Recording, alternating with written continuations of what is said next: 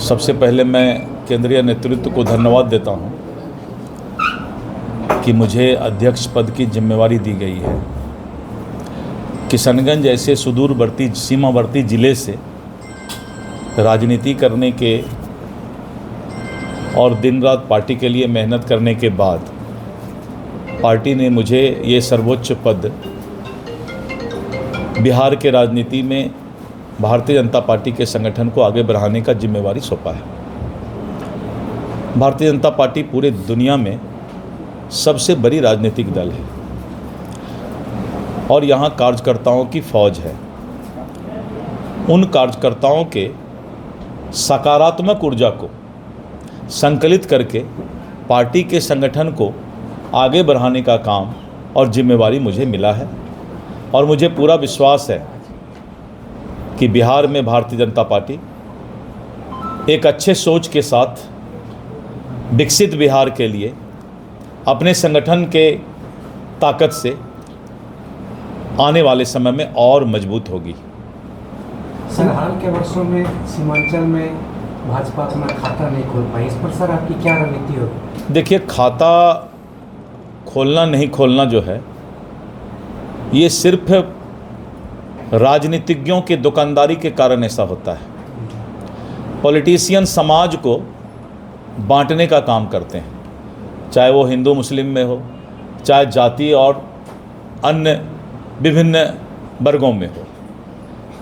इस देश को कांग्रेस ने आज़ादी के बाद से लेकर आज 70-75 साल तक समाज में बीज जहर का बोने का काम किया, जहर का बीज बोया है। और कांग्रेस को और महागठबंधन जो इंडी गठबंधन है उसको लगता है कि समाज को जब तक बांट कर नहीं रखेंगे तब तक उसकी राजनीतिक दुकानदारी नहीं चलेगी। तो जिस तरह का माहौल बना करके कांग्रेस ने रखा, कभी कभी जाति और धर्म में बंटने के कारण इस तरह का माहौल बनता है। लेकिन सीमावर्ती क्षेत्र में हमने अररिया में अभी लोकसभा का चुनाव जीता है।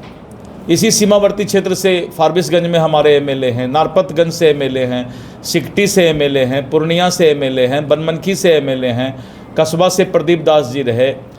और अगर कटिहार की बात लीजिए तो कटिहार से तारकिशोर प्रसाद हैं, कोढ़ा से हैं, कविता जी हैं, उसके बाद हमारी निशा सिंह जी हैं। तो इस तरह करके चारों तरफ सीमांचल में सीमावर्ती क्षेत्र में जो है भाजपा का ही झंडा फहर रहा है। सर, सहयोगी दलों के साथ सामंजस्य बैठा रहना कितना बड़ा चुनौती होगा? देखिए, दिलीप जायसवाल का नाम ही है सामंजस्य, दिलीप जायसवाल का नाम ही है समन्वय। हमारा बस चले तो सभी विरोधी दल को भी हम अपने पार्टी में मिला लेंगे, क्योंकि जब इंसानियत और मानवता की राजनीति शुरू होगी तो कांग्रेस, राजद और इस तरह के लोग जो समाज को जाति और धर्म में बांटने का काम करते हैं वो समाप्त हो जाएगा। जब समाप्त हो जाएगा तो सब भाई मिलकर के हम लोग देश चलाएंगे, राज्य चलाएंगे। सर, बड़ी जिम्मेदारी मिलने के बाद 243 को लेकर क्या रणनीति है? मिशन 243 को लेकर मिशन 2/3 बहुमत से सरकार 2025 में बनेगी। और मैं तो एक कमज़ोर वर्ग का बेटा हूँ, वैश्य के घर में पैदा लिया हूँ और वैश्य समाज को, कमज़ोर समाज को, पिछड़े समाज को भारतीय जनता पार्टी इतना सम्मान दे दी है। भाई, समाज में इसका मैसेज जाएगा ना। हम कभी भी जाति और धर्म की राजनीति नहीं करते, लेकिन जब दुनिया जाति में बांटने का काम करेगा तो समाज भी इस चीज़ को देखेगा कि भाजपा सबका साथ, सबका विकास चाहती है। सर, बड़ी जिम्मेदारी मिलने के बाद आपका मुलाकात प्रधानमंत्री जी से भी हुआ, क्या आश्वासन दिया सीमांचल को? नहीं, प्रधानमंत्री जी से बात हुई कि जो हमारे सीमावर्ती क्षेत्र में बाढ़ की समस्या है, नेपाल से, मेची नदी से, तो 11,500 करोड़ का पैकेज मिला है इन बाढ़ की समस्याओं को दूर करने के लिए। पहले इसका महानंदा बेसिन प्रोजेक्ट के नाम से जाना जाता था, लेकिन अब जो है महानंदा, मेची और जितने भी नेपाल से पानी इधर इस तरफ आता है और हज़ारों एकड़ ज़मीन का अनाज हमारा बर्बाद हो जाता है। और दरभंगा से लेके किशनगंज तक 11,500 करोड़ रुपया सरकार ने बजट पास किया है।